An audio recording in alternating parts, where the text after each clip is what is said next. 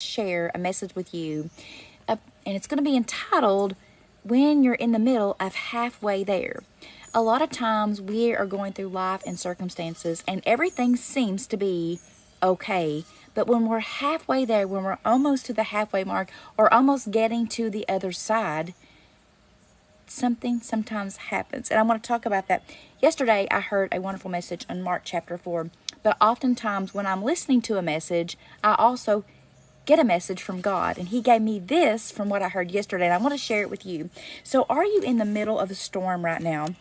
A storm that broke out without any forecast whatsoever. It showed sunny days, and now in your life you are in the middle of a storm. In Mark chapter 4, we're going to go to the Sea of Galilee when Jesus was saying that we're going to cross to the other side.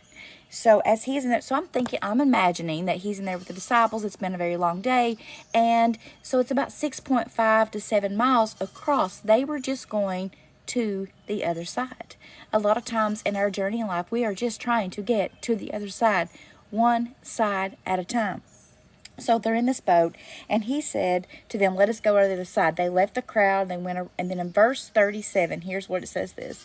And there arose a fierce gale of wind. That's what the NASB says, or it can be referenced to as a hurricane. And there's a reason why that the Sea of Galilee was notorious for the storms that would come out of nowhere. It's because it was so far below sea level, and when those winds would hit, out of nowhere, a storm would appear. But I want to tell you that wherever you are, Jesus already knows the forecast ahead of you. He already knows the storm that's coming. He already knows it's brewing, even if it's not visible yet. And it says, and there arose a fierce gale of wind, and the waves were breaking over the boat so much that the boat was already filling up. I don't know about you, but I can imagine myself being seasick. But you also want to think about the life of the disciples, all of this time that they've been with Jesus, seeing and experiencing miracle after miracle. And yet here they are, leaving a miraculous situation, going just to the other side, this short distance, and out of nowhere, this hurricane-like storm appears. And I don't know about you, but I enter that all the time in my life. When things are going really good, sometimes I think, okay, I better take another deep breath because I feel like something somewhere is going to come out of nowhere. You know that feeling when you think everything's okay, and then you get the news or something occurs, the sick feeling in your gut that just, oh my gosh, it just oppresses me, and my stomach tightens up and I get nausea just thinking about, oh my goodness, when panic wants to set in, the enemy wants you to hit the panic button. The enemy wants to paralyze you. He wants to accuse you. He wants to do so many things. He wants you to think that God is not able to do this. He literally wants you to panic. So as they're on the boat, that's kind of what they do. They kind of panic. It says, Jesus himself was in the stern asleep on the cushion, and they woke him and said to him, Teacher, do you not care that we are perishing? Have you ever said that to God? Have you ever been in a situation, in a storm in your life where you think, God, don't you care? I am freaking dying over here. I don't think I can take it another day. I don't know what I'm going to do. Please help me, share with me, tell me what to do. And it feels like at that moment that he seems so far away from us. But here they are in the middle of the storm, and Jesus was simply sleeping in the stern of the ship. How powerful is that? But see, think about that. He was physically there with them in that boat in the storm. And you think, how could they have little faith knowing that he was there in that boat with him? And while we can't physically see him, I was thinking the other morning, I was sitting out here on my porch and I could hear a train coming way down the road. And at first it started out with this slow, I guess you would call it the horn. The train horn was blowing. And the closer that it was getting on the tracks, the more I could feel its steam picking up. I could hear the clickety-clack. I could hear those things. And I thought about the Holy Spirit, that, sometimes we can't see him, but we can hear him, or we can feel him, or just knowing that presence, that he is on his way, or he is here in this moment of the storm. And it says that when he went to get them up, he asked that one question. But remember, he asked a question. He also asked them a question at the end of this. And he got up and he rebuked the wind and sea and said to it, in my version, NASB says, hush, be still. So I can just imagine Jesus saying the word, hush, be still. He is so amazing and so wonderful that, and there's times, see, sometimes we try to calm the storm. Sometimes we're trying to stop it from happening when we're not taking it to the one who has control over everything and saying to him, hush, Lord, please just rebuke the storm. Lord, tell it to hush, to be still. But there's something special about this storm. When the disciples got in the boat, when they were just going to the other side, when they get off the boat, they're not going to be the same. They're going to be changed, just like me and you are when we go through the storms of life. When we get from one journey to the next, one trial, one test from the other, we're not the same when we come through the other side because of the great and mighty work that God does in us. So he says, peace be still, and it says, and it became perfectly calm. Now, when you think about this, the God that we serve is in control of the storm. He created the storm. The Lord, he created the heavens and the earth. He said, let there be light. The power in his voice was able to calm these things. And yet while he was in the boat with them, they were still panicking. I wrote some notes. It says, the storm did not wake him. It was their desperation that woke him. Do you ever think sometimes that we're going through this boat and you feel like you're going to drown, you feel like you're going to tip over, you feel like this is the end? But you need to realize in our situations that the situation that you're in is not a tomb, it's a womb. It's a womb for growth. It's a womb for opportunity. Just as the enemy thought that the tomb was the death of Jesus, the end, but ended up being the womb of resurrection, as it is for you and I. So think about the storm. If you can position yourself to think about this, wherever you are, this is not the end. This is not a tomb. It's a womb for growth. And the important part for us as we're going through this is to understand that. And we can grasp that concept or that perspective. We're going to be able to lean in to learn and to grow in this womb of a situation. In this case, the womb was the boat and the storm was fierce. And he said to them, why are you afraid? So let me ask you that question tonight. Why are you afraid? Right now, what you're dealing with and what you're going with, why are you experiencing fear? What is causing you to be fearful? Earlier tonight, I got this text. Oh yeah, and I could feel fear coming on, gripping me. Panic set in. I sat up quickly, thinking. My mind started racing. My mind immediately started thinking of what to do next. And I finally just took a breath from it and I said, wait a minute. Wait just a minute. The Lord just gave me this message. He gave me a message from hearing a message. And here I am in the middle of this boat, halfway there, thinking things. It was great sailing until this moment, till I got halfway there. Okay, then it says, do you still have no faith? And they became very much afraid and said to one another, who then is this that even the wind and the sea obey? I want to challenge you tonight, wherever you are, when you are in the middle, when you find yourself in the middle of halfway there, when you find yourself there, and all of a sudden, out of nowhere, a storm comes into your life. And you feel like that you are literally going to drown, and this is the end. It is not the end. Here's some things I want you to think about. He knows the forecast. God knows the forecast. You know, and I have the little weather app, and I love to click on that little sunny button, and I like to see the 7-day forecast where it's sunny, sunny, sunny, sunny, because I don't like the rain and I don't like the cold. But I want you to think about this. He knows the forecast of your life. How powerful is that? He is already forecasting the future. He is always already planning to say, hush, be still. He's already willing and able to rebuke the storm in your life. When you can grasp that, we can say, oh, ye of little faith, but he was in the boat with them. But we need to understand and accept that he is in the middle of all this with us. I wrote down that he will lead you in the storm, but he'll also lead you through the storm. There's the only best way out is to go through. If we're ever going to get to the other side, we've got to weather the storm. The thing about the storm is this storm changed them from when they got on the boat to when they got off the boat. Until we have that personal encounter, that moment of where the world looks like it's going to cave in on us and there is no hope, That is where God gets the glory. He enjoys that moment of time when he is going to get the ultimate glory. And when you think about that in your life, the storm that you're going through, and you start gauging that to say, God, I want you to receive the most glory from this storm. And if we could ever take ourselves out of the storm just for a minute to look to say, everybody watches when we're in the storm. Everybody's paying so close attention when your life is falling apart. But you should say, watch. Watch what he's going to do. Don't look at me, but look what he's going to do in this magnificent moment in the middle of the storm, that I can still choose joy no matter what, that I can still praise his names with my lips, that I will not falter, that I will just keep holding on tight. And I know that many times that my desperation has woken him, it's not been the storm, because he knows he knows the power of the storm. He knows the strength of the storm. He knows how long it's going to last. He knows where it comes from. So when you're going through that storm in your life and you can start thinking about those things, no, wait a minute. Here I am, God. I have never been here before. Wow, it really feels tough.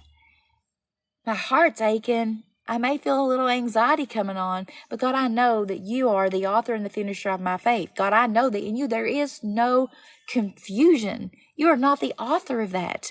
You are the Alpha, the Omega, the beginning, the end.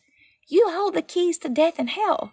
You created the world with your voice. With his voice, he created the heavens and the earth. He said, let there be light. And he also said, hush, be still. The power of his words and what they can do, not only to the storm on the outside, but the storm that is brewing inside of you. The problem is we still want to be in control. We still want to get our buckets and we want to start lapping up the water and getting it out. And we want to try to save ourselves. You know, just like when they were in the storm in Acts and they were going to Malta. And they tried everything they could to hang on to, but it was until they completely surrendered, let go of the rudder, and let the ship go. Sometimes in the storm, the Lord is trying to take us to another place. He is trying to use that storm to wash things out in our life. He is trying to, I came out here the other morning after it had come this rainstorm, and when I walked out, the freshness, the smell of what the storm had left, how things had been rushed down the hill, the leaves, everything had just been cleared out. And there's a freshness sometimes about what a storm leaves behind. It leaves behind the weak branches that didn't make it. It leaves behind the pieces that just didn't hold their strength. It's sometimes a time of cleanup after the storm. And sometimes when we're cleaning up the pieces of the storm, we're able to look at those pieces in our life to say, this wasn't necessary. It's the pruning, the divine hand of God working this storm inside of you to mold you and to create you in such a way that you're going to be able to allow him to have the glory for what you're going through.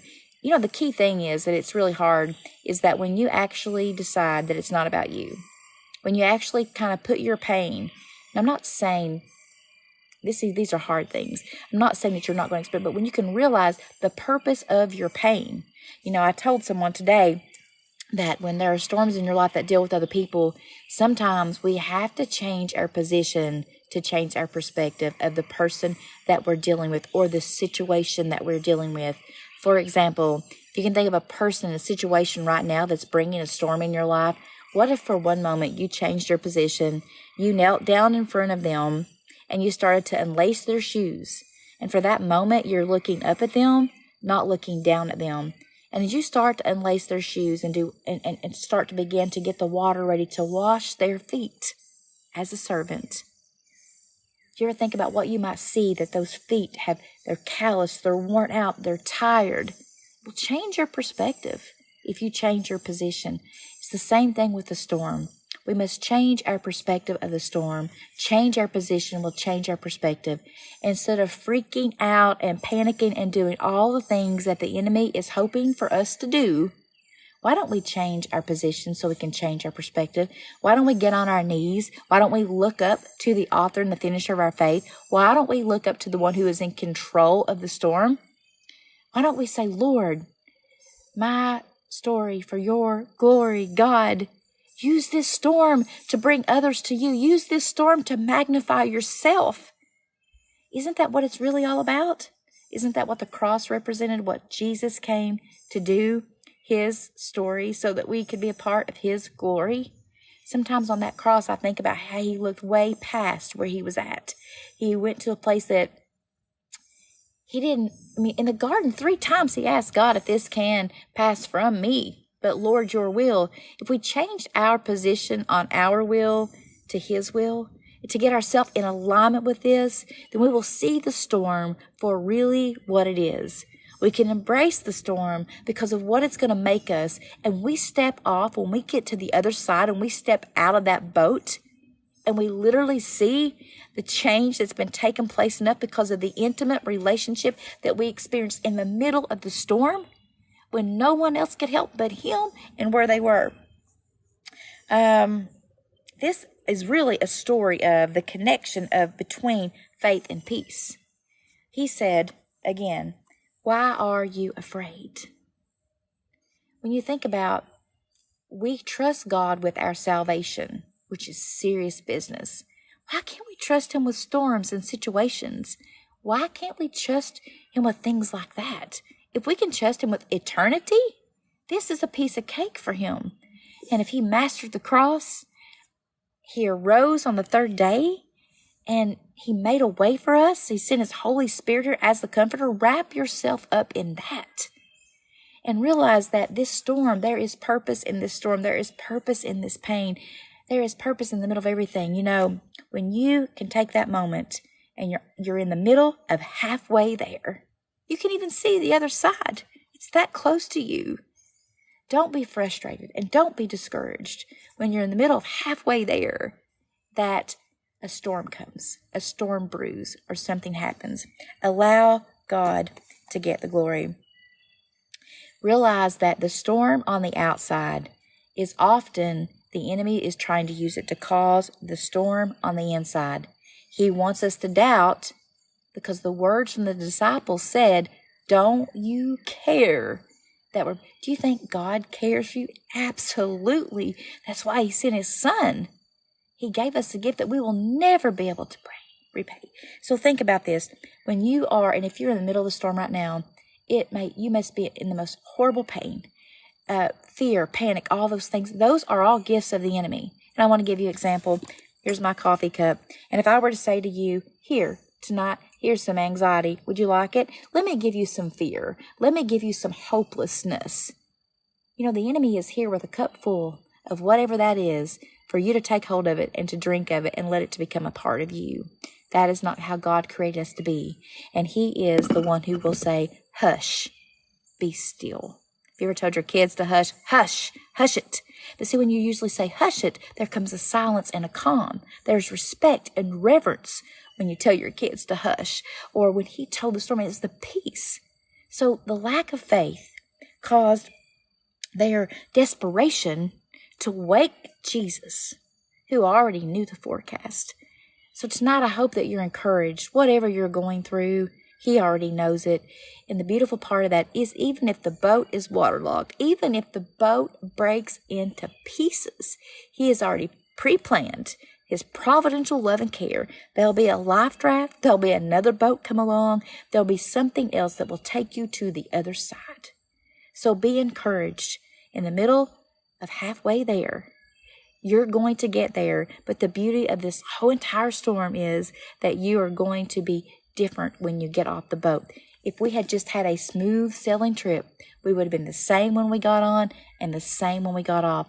But there's something that gets your attention in that storm when the winds are howling and the waves are tossing and you feel like you are just not going to survive. And you do, time and time again. And in this storm, if you can go back and take an account to every single time God has showed up and showed off his glory, every single time that God has delivered and sustained and prepared and provided and held you closely, protected you, led you, guided you, all of those things. If you could remind yourself the very minute that the enemy says, push that panic button. Because, you know, when you push the panic button, you know what happens? It sends a message to the enemy and all of his warriors to say, she's hit the panic button. He's hit the panic button. Let's go. Let's go make this more intense. Let's get in their mind. Let's paralyze them with fear and anxiety so that they can't have the faith that they need to, and that they will question if God even loves them. That is the enemy's plan.